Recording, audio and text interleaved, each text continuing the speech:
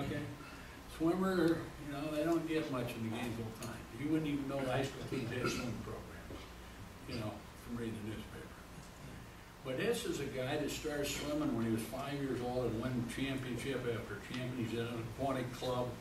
Swimming's kind of a club sport. He wins a couple state championships at Gainesville High School. Goes on to Georgia Tech, where he was a three-time All-American. You know, so retired from his sport. And anyways, those are our 5 Hall of Famers. And great competitors, all of them. They all met our criteria. And we'll probably do, I know that, I mean, somebody would be trying to do the same thing this year. Now, I'm going to go real quickly through our Elite 10 to give you an idea.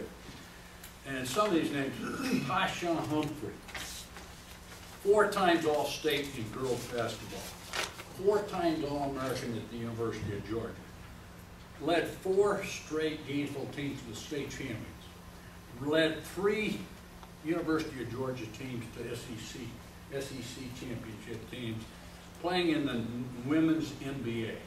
I mean, she may have been the best athlete we had in Northeast Georgia. I mean, she was something. Her mother is already in the Hall of Fame. Or she got a mother that was as good as she was, except, you know, 20 years older. She went in the Hall of Fame several years ago. So, I read about Tasha. You couldn't live in Gainesville and not know about her. And you, because you know, our women's basketball team was going in, or was in the state championship. And when she's playing, the scores were 72 to 29. I mean, she dominated the game. Another one. This is a name, if you're a baseball fan, you might know him. Micah Owings. Played for Wayne Vickery at Gainesville High School. Mike's pitching with the Cincinnati Reds right now. He had played with the Arizona Diamondbacks. Just went on the disabled list 2 or 3 days ago. But Tasha and Micah Owings, to get to the Hall of Fame, all they got to do is retire. They've already crossed that threshold. And now, we got 3 athletes that are all working to represent the United States in the next Olympics. We got a guy named Ryan Lavelle. Believe it or not, a guy from North Forsyth High School represented the United States in the Olympic speed skating team in 2006. And I haven't seen a lot of skating rinks around here since I've been here in Georgia. I don't know how he got through it, but he represented, he's in training right now. He's living in Wisconsin. He's training with the United States team for the next Olympics game, which will be in Vancouver. Okay, the Morgan House. He's a kayaker. Not a name you probably know, but he's a kayaker. Kayaking's big in Georgia. You know, we hosted the 1996 Olympic kayaking. Both my wife and I worked at the Olympics as part of our Rotary clubs. We're 2 different, but we were both there doing whatever they told us to do, you know.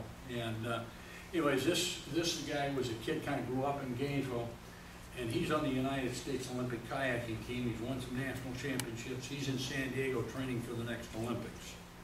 And now we got a 3rd guy who's training for the Olympics,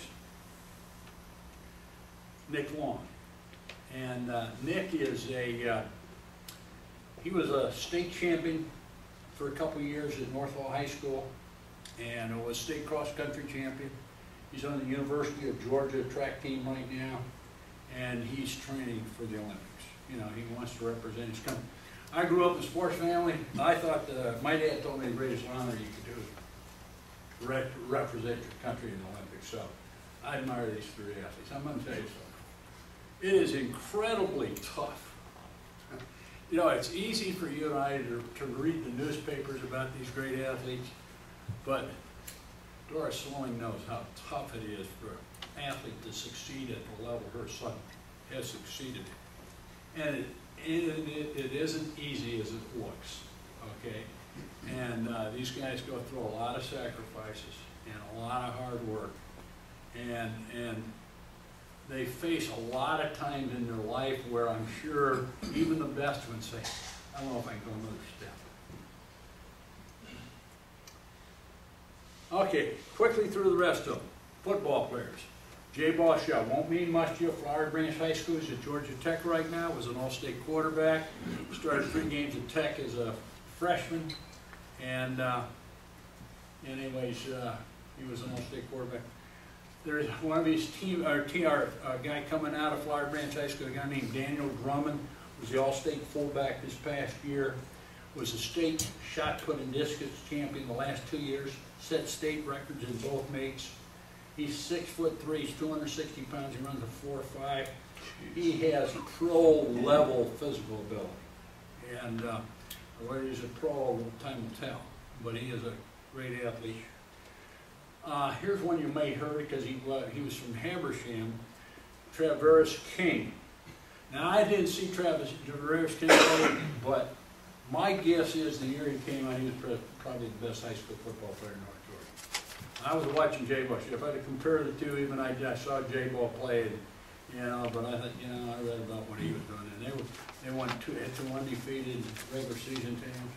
He's at the University of Georgia. I think he was in the red shirt this past year, but he had played with the Oakland Raiders. There's a guy named Hunter Gardner, wrestler, 4-time state champion, Jefferson High School. Went all the way through high school, never lost a meet. Won 4 state champions. Now, we're going to honor a team. And this is a team awarded the most dominating team in North Georgia sports. And if you don't have wrestling here at Stevens County High School, which a lot of teams don't, you probably wouldn't even know they're doing it, but Jefferson High School in Jefferson has won the last 12 state championships and have not lost a meet during that time. They have a bunch of athletes that will eventually fall into one of these categories. We took Hunter Gardner because he was their first one. And we're going to honor him, but we're going to honor the team, we're going to honor his coach, and his coach got retired. He's in the Hall of Fame too. Just like your football coach here at Stevens County, I don't even know his name, but I know your team. When he's retired, he'd go right to the top of our list, you know, because of the incredible football teams that he's been able to put out. So, anyways, hey, that's what we're doing. If you want to come to the Hall of Fame, I've left something on your desk. We're having an induction ceremony at the Georgia Mountain Center in Gainesville on the 29th of August. If any of you wanted to sponsor a table, which some are doing, tables are $350. You got 8 seats in it. You can ask to sponsor an athlete. I was planning to come up here to see if there might be a business in Gainesville or in Tacoma that wanted to sponsor this Pat Swilling table.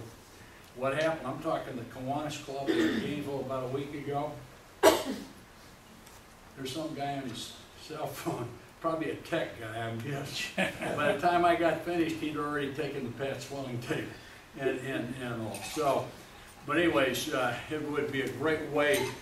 I mean, Pat won't sit with you because when you first come, first serve, but you could, you know, if somebody want to buy a place, hey, we're here to honor Pat Swilling. We're from his town and we think he's great and we want to salute him for all the things that he's done. Yeah. One of the things, usually the president kind of gives me the look.